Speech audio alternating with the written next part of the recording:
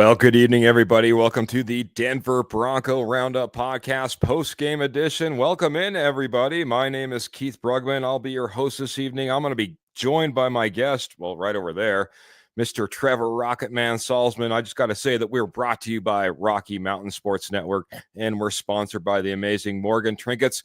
We're coming in, Trevor, saying hello to each other right off the bat. We didn't even get to say hello backstage because we wanted to rush in here and talk about a 29-19 Denver Broncos win, what it means, and dang, it's good to get that monkey off our back down in Las Vegas, son.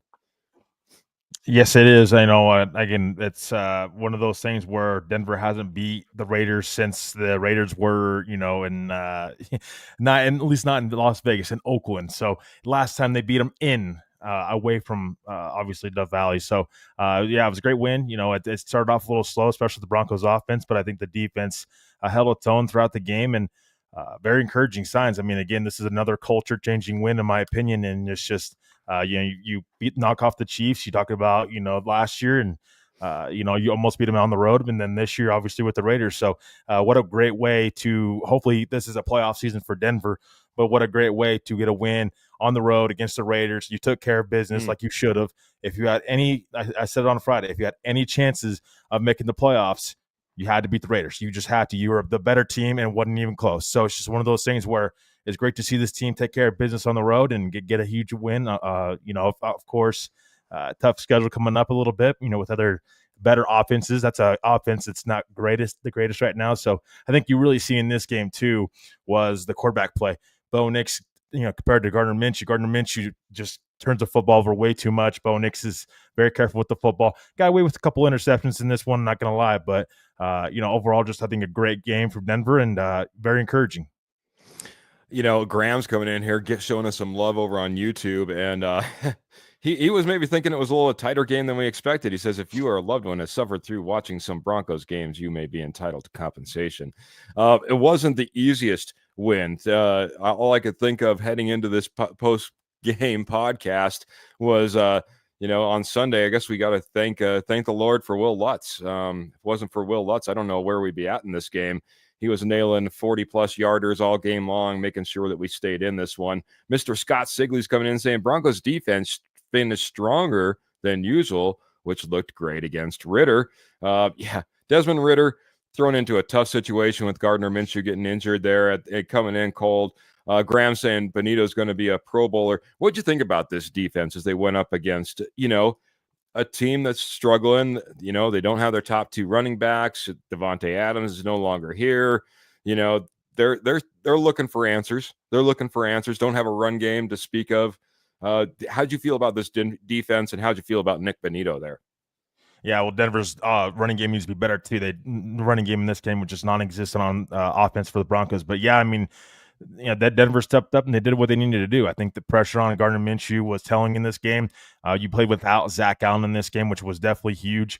Huge loss, I should say. But they got back, they got by it, and they continue to get pressure on the quarterback. I think Jonathan Cooper was really good in this game as well.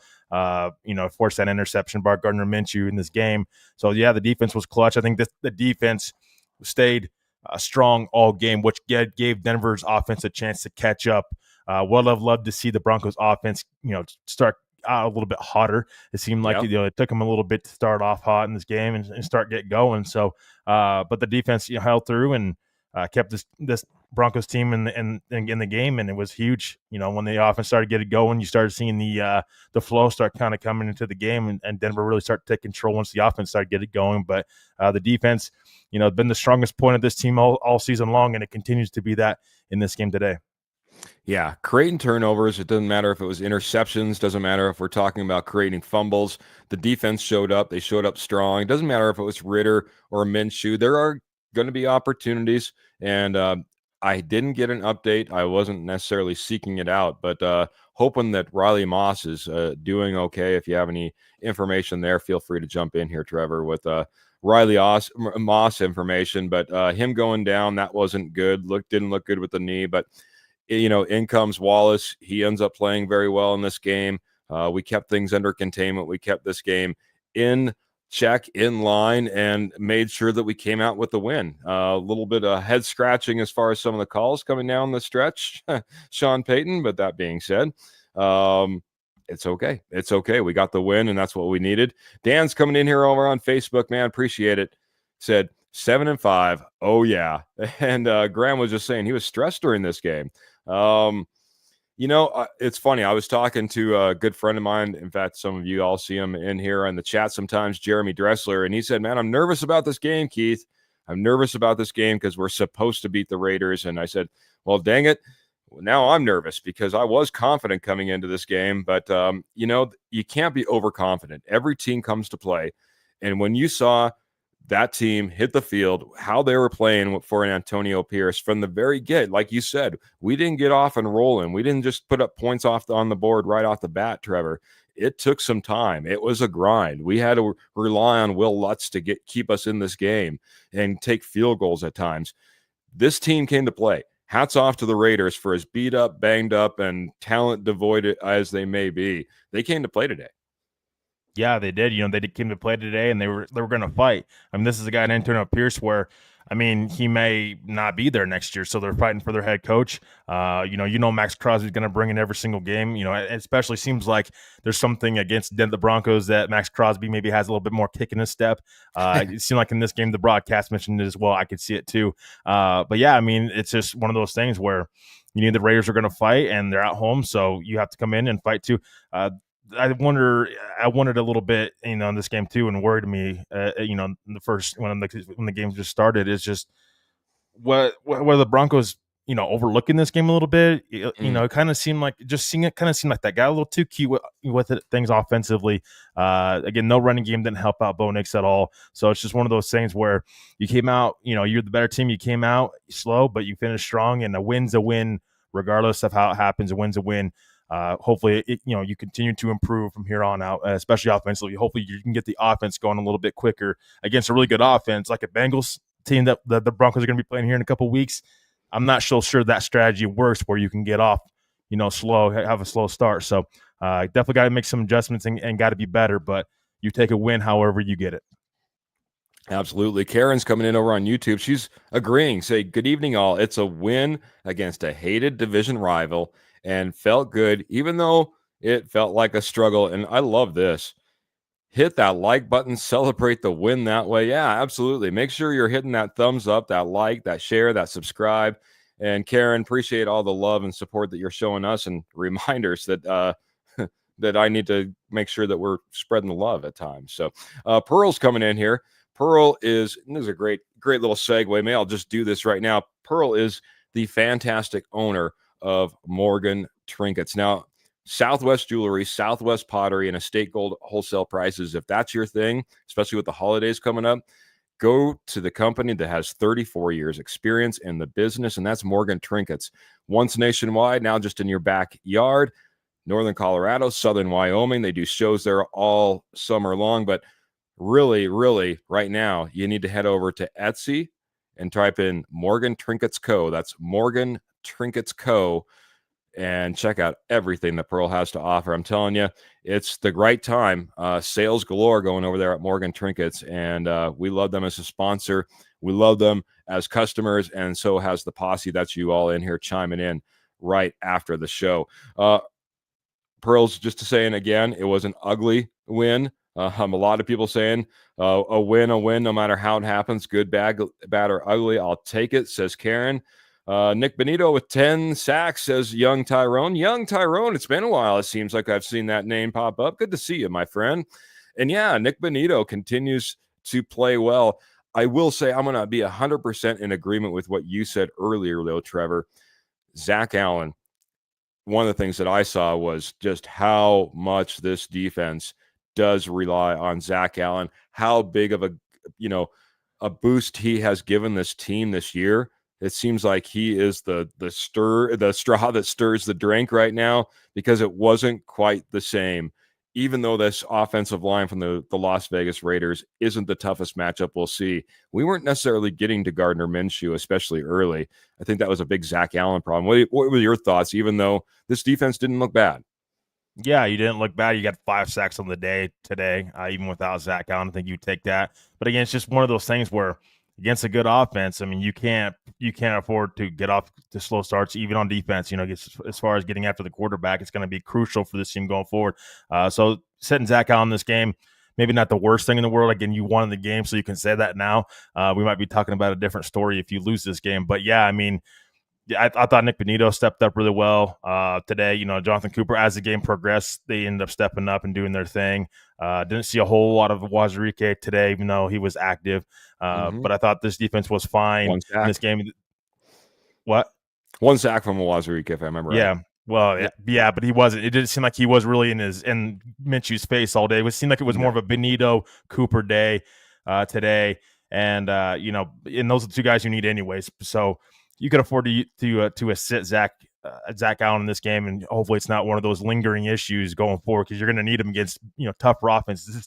This Raiders offense isn't very good, but Denver stepped up to the plate. They kept their team into the game. They kept the Broncos in the game, even when the offense was slow. Yeah. I mean, Nick Benito now leads the Broncos with 10 sacks, I believe, after this game.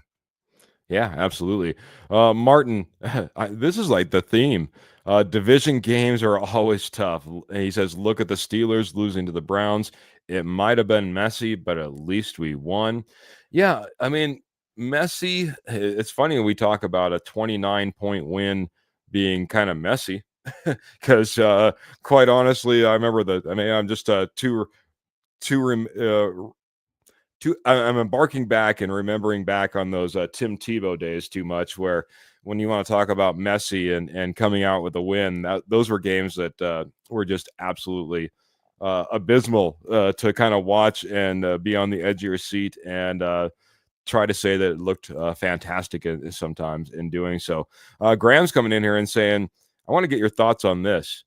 Post game, Peyton said, a year ago, we don't win that game.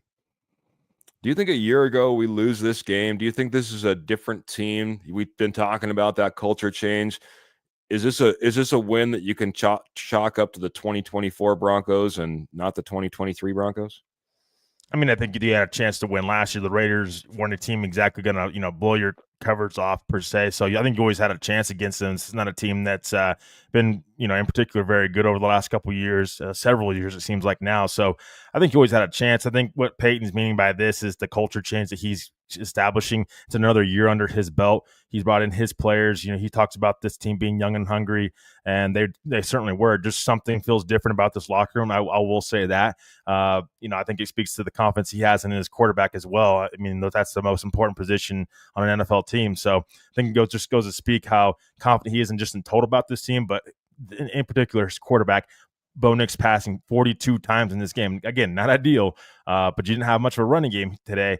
So I definitely think that that has a lot. I think that has something to do with it for sure. Just the confidence he has in his rookie quarterback with Bo Nix. I don't think, obviously, you're not going to be passing the ball 42 passing attempts in this game if you don't have confidence in your quarterback. So I think it's a little bit of maybe a little shade towards Russell Wilson there, and obviously where we're at with Bo Nix and his progression throughout the season. So I think Peyton's just very excited. When you have a quarterback, you have a chance to do something special in the NFL. I think right now you're seeing an up and coming quarterback that's growing each and every week. We don't know what that upside is at yet, which is exciting, and which everybody, including Sean Payton, seems very excited about, and you absolutely should be. Excited. If you don't have a quarterback, you don't have a chance. Ernie Mays is just coming in here and reminding us, I think we do have a quarterback. Go Broncos country only, and Bo Nix for 6. And we got to get to our good friend, the guy who lives upon the mountaintop. That's Mr. Ronk himself, coming in here dropping stars, saying, good evening, Keith and Trevor, and go Bo Broncos, orange and blue hearts, giving us that mile-high salute. Thank you so much, Michael. I appreciate you coming in here, kicking us off, dropping some stars, and supporting the show the way you do. Hey, Scott's got a great point. No Bronco turnovers, but need to clean up McGlinchey's penalties again. McGlinchey was not having his best day. Sometimes we all don't have our best day. And I always like to try to keep that in mind. These guys go out there, they prepare, they try to get ready. Sometimes you just go out there, you don't have your best day. It seems like McGlinchey's been doing pretty dang well this season. Actually, that whole offensive line unit. But yeah, not his best day. Like to get that cleaned up.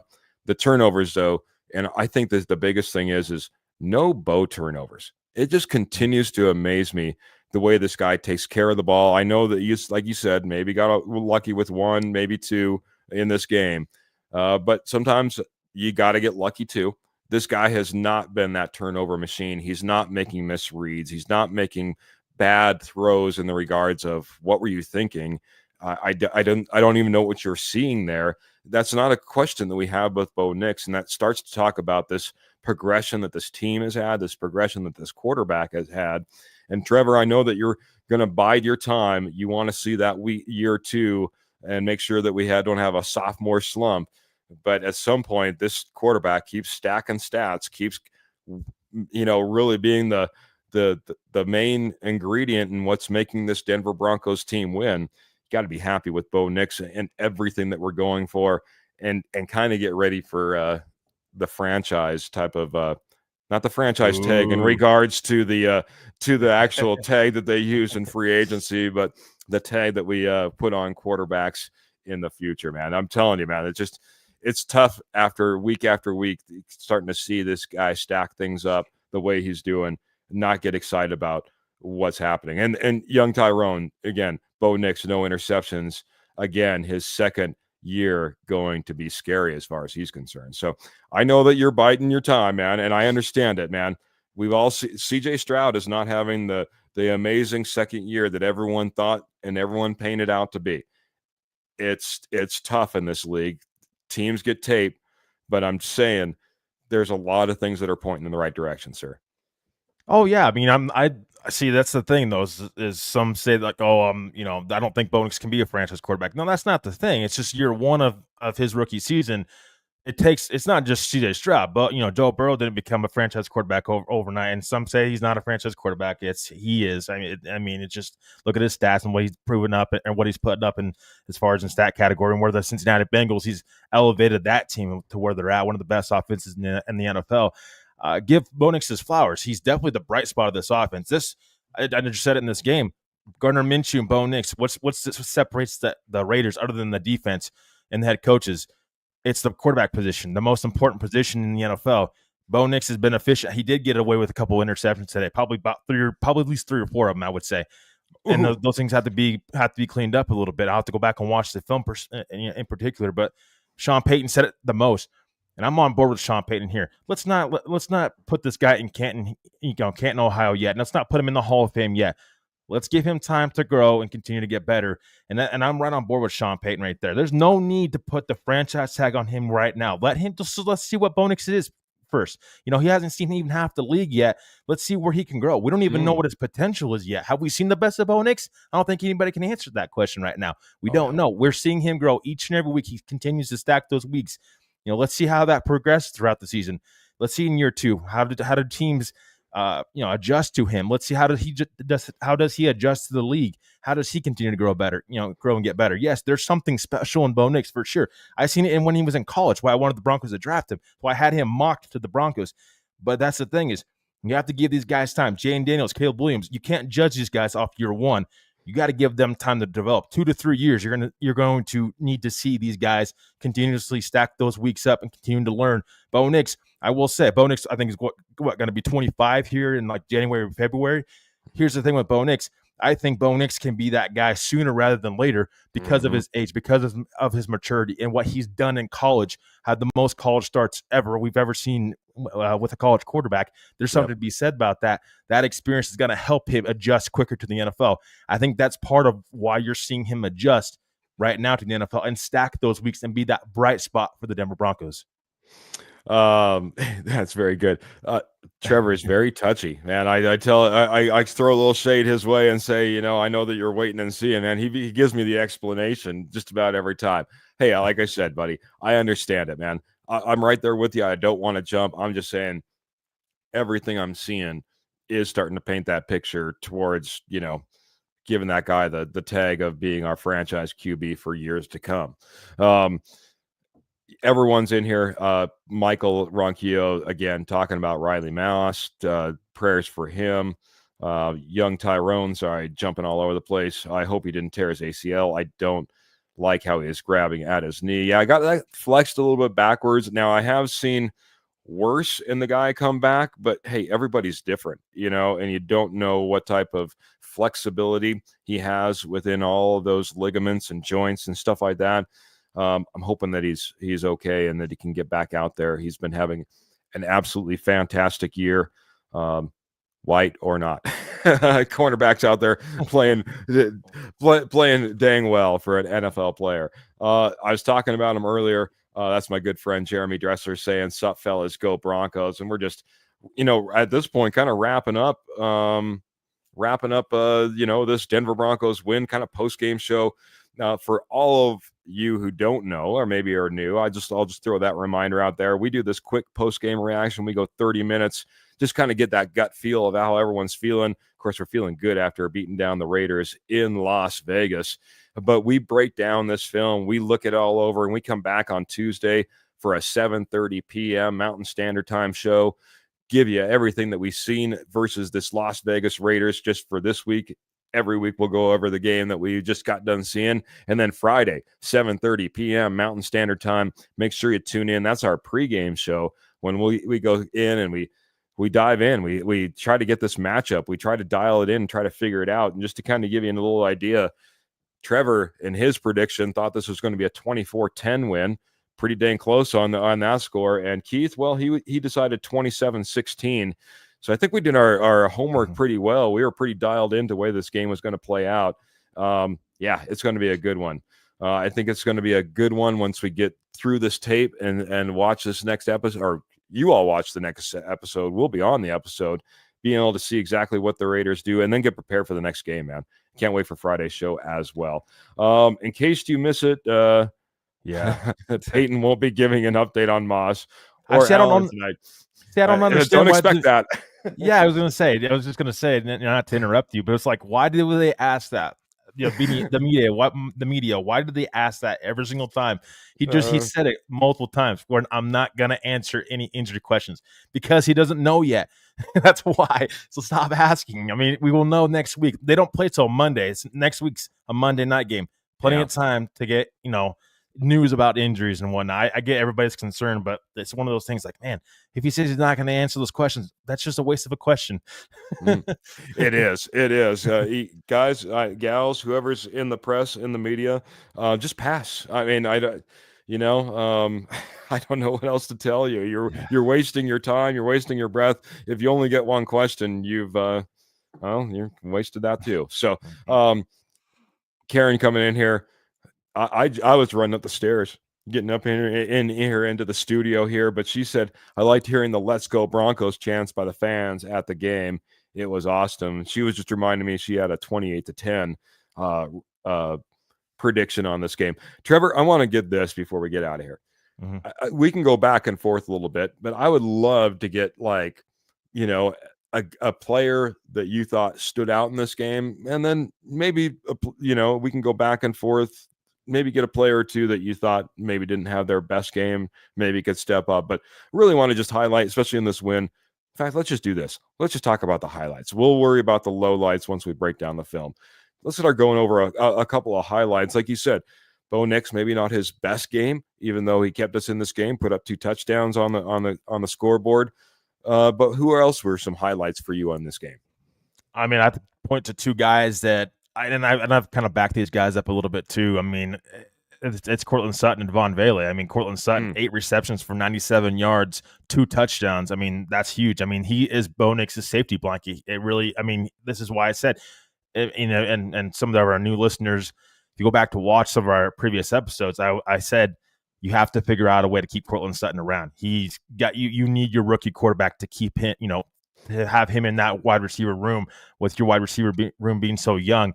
And Courtland Sutton, I mean, just impresses, it seems like most of the time he's there for Bo Nix and his Bo Nix's safety blanket. And then Devon Vele, I mean, 6 receptions for 80 yards, no touchdowns, but I mean, he's becoming a playmaker himself. So when some say, oh, the Broncos don't have playmakers, they do have playmakers.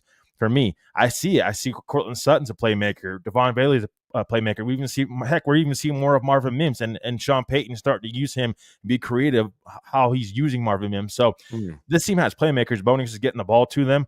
I liked what I see out of those two. I do have one room that I'm concerned about, but we'll get to that here in a little bit. I want to focus on the positives here. Those two, Devon Vele and Cortland Sutton, to me on the offense side of the ball, they are helping Bo Nix develop and getting open downfield and really helping this offense progress. And I thought they did a much better job, obviously, in the second half of moving the football. But those two guys in particular have been huge for Bo Nix over the last, it seems like, several weeks, as far as Bo Nix growing each and every week. Since Bo Nix has grown each and every week, it seems like these guys are becoming more and more of his weapons and his go-to guys as time has gone on. Yeah, absolutely. I'll throw it over to the other side. Dan brings in a great little segue. He said, how about that game-ending sack by rookie linebacker Jonah Ellis? And the rookies are rolling. Oh, yeah, and absolutely. Jonah Ellis, good game this game, going out there, being kind of thrusting it back in there and getting quite a few snaps. I'd like to see his snap counts in this game. But also, again, with Zach Allen being out, I think when you start looking across that defensive front, like you said, especially those edge rushers, they continue to play out. Cooper, Benito, setting the edge, getting pressure, getting Minshew out of the pocket. It was a constant rundown. If they would have Zach Allen down there chasing down rather than a Roach or or one of those bigger guys on the interior, I think we would have even seen more turnovers, more sacks, more opportunities for the Denver Broncos defense. But I'm telling you what, this defense is getting it done. And, even hats off to the secondary. We talked about Riley Moss going down, having to step up, and Wallace coming in and playing a good game. That could have been key right there. We all know that PS2 takes away the biggest threat, and then it kind of trickles down from there. We saw Jacoby Myers go off a couple of times in this game. It could have been a much bigger game, and hats off to the defense and the secondary and coming together and rallying up and keeping this game in check. Hey, I like I said, I knew that we were going to have to score 20 more points. That's the streak that the Raiders had been on, about 19 to 22 points, 24 points about the top. They end up putting 19 on the board. The Broncos did what they needed to do. They kept them at that 20 points. They never let it get out of check. It never felt like the Raiders got on a roll offensively. And that's really, really, really big when it comes to, again, just allowing your offense to get on the field and be productive, especially if you're not necessarily punching it in for touchdowns, putting him up as many field goals as we did. PS2 did locking down Brock Bowers. That was a great matchup to watch, and I think it was nice to go out there and see him stifle a guy that was really rising up the ranks as of the last few weeks. Anything else before we get out of here? Graham's just giving us some breaking news that Gardner's Minshew did break his collarbone, so it doesn't get much easier for the Las Vegas Raiders in this year. I know that Aiden O'Connell was on the comeback train. He could be back as early as next week. I don't know if he'll be ready for that, but he's going to be thrust in there probably sooner than later once he is healthy. Will Lutz for MVP game ball. It'd be, I imagine if there's some game balls passed out in the locker room, I'd be surprised if Will Lutz didn't get any. I said, any last thoughts? And then I went on a tear. Trevor, we're right at almost 30 minutes, man. We're about ready to get out of here. Can't wait for Tuesday. Yeah, absolutely. No, final thoughts here for me. I would have given my credit to the defensive line too. 10 quarterback hits in this game and also 5 sacks. Again, they just stepped up, all of them. Jordan Jackson was even in there. Malcolm Roach is in there. DJ Jones is in there. Enrique, had a little bit of time. Yeah, so it's one of those things where everybody stepped up on this defensive front. Jonah Ellis was in there. Jonathan Cooper, Nick Benito. You have plenty of guys that can get after the quarterback. And you just see it right there. 10 quarterback hits on Gardner Minshew. He couldn't stay in the pocket long enough. Before you were getting after the quarterback, he's just the constant pressure that this Denver Broncos defense is able to put on the quarterback position. It's huge. And that's why this team is second in total pressures in the NFL. That is absolutely huge. Big turnaround this year from this defense. Love to see it. Also, quick point. You have Nick Benito that has 10 sacks. The first time you've had an edge rusher that had 10 sacks in since Von Miller and Bradley Chubb. Yep. I mean, so it's one of those things where kudos to Nick Benito. Congratulations to him. Love seeing his growth. George Payton nailed that pick. It seems like as time has gone on, Nick Benito keeps taking those strides in the right direction too. Want to give those flowers to him too, because he definitely deserves it. Well deserved from Mr. Nick Benito. Well deserved win for the Denver Broncos football team. Very, very just all around just solid victory. Special teams was much improved. Will Lutz was huge in this game too, like you said earlier, Keith. So just amazing win for this Denver Broncos team. Culture changing win once again.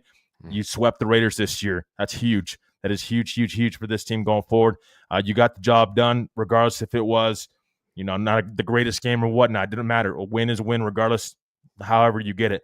And Broncos fans should absolutely be excited and should celebrate this one because that's for them. Yeah, honestly, man, the ugly wins are sometimes the best wins because they take the most resilience. They know they're the character building type of wins. They're the teams that, they're the type of wins that let you have a team that is strong enough to go through that, to go through a heartbreaking loss versus the Kansas City Chiefs, and now take 2 wins in a row. One at home, go on the road, beat the Raiders. It's not pretty. It's not perfect. But you go out there and you grind it out and you just keep going and you keep going and you never let them have a chance. And before you know it, it's a 10-point lead and it's almost insurmountable. It is insurmountable come the end of the game because we got the win. Ernie from Mays, again, a great friend and a supporter of the shows.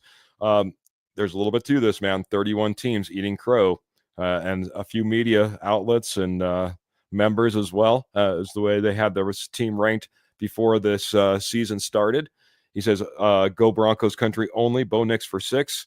Forget them Raiders, and we swept their butts. So it is nice to get a sweep of an AFC West arrival. It's nice to go ahead and keep stacking AFC wins as we continue our march towards the playoffs, man. Every win counts. Every win counts. And I'll tell you what, everyone in the posse, you all count as well. Appreciate everyone that's come in here post-game for our 30-minute show. Again, remember, 3 shows a week, Tuesday, Friday, 7:30 p.m. Mountain Standard Time. We go live, and then, of course, post-game, right after the game, we get your reactions. You guys have been amazing. Just a call-out, Graham, Scott, Ernie Mays coming in here, Dan coming in here, Roy was in here, our fantastic sponsor and supporter, Pearl, was in here, Karen over on YouTube, Martin as well. Any other, young Tyrone, nice to have you back, my friend. It was so good to see you. Hope we get to talk some more. Our good friend and fantastic supporter and our star giver of the evening, Mr. Michael Ronquillo, coming in here, showing some love as well. I think that might... One more really thing. quick? So, Yeah, go ahead, buddy. Miss Pearl had a question here. I think it's important to address it. The Broncos now have a 75% chance of making the playoffs now. So, again, when I talk about Broncos fans should be excited, you have a team that's well on their way to making the playoffs. Someone said it in the comments. The Broncos control their own destiny. Absolutely, 100%. This team keeps stacking the wins each and every week. Don't matter what these other teams do. The Broncos are in full control of what they can do in the playoffs, and it certainly seems like they're on their way of doing so, and they haven't done that in a long, long time. So be proud, Broncos country. This is for you guys. You guys deserve this. 75% chance, heck of a chance going forward for this Denver Bronco football team. Be excited. This team is going places. Yep. It's time to start wearing all that orange and blue, get riled up, start talking some smack to all your friends and family because, man, I think we're headed towards the playoffs. We just need to keep marching. We need to keep doing like we did this week, like we did last week, continue to be resilient, continue to stack those wins, continue to smash and like that smash that like button and share, guys. Thank you so much. As Clayton's coming in here at the last minute as well. Remember, head on over to Morgan Trinkets for all your Southwest jewelry, Southwest pottery, and estate gold at wholesale prices over on Etsy. That's Morgan Trinkets Co. That's Morgan Trinkets Co. over there. Check out Rocky Mountain Sports Network. We have a fantastic Facebook page. We got a website. We got, of course, the YouTube page as well. Denver Bronco Roundup. Everything I'm hearing, everybody, that everyone wants maybe the signed jersey over a signed mini helmet. If you have any other thoughts around that, I want to be giving that away. Maybe bye week, I'm thinking. Anyway, got to get a free giveaway out to all posse who's been supporting us so greatly throughout this year and throughout this season. We're going to continue to charge forward. Can't wait to see you Tuesday for our next episode. Remember, 7:30 p.m. Mountain Standard Time. We're going to get out of here, though, the way we always do. Make sure you keep those feet in the stirrups, guns in the holsters, and the Denver Broncos in your hearts. We're going to get out here. Have a great weekend, everybody. See you Tuesday.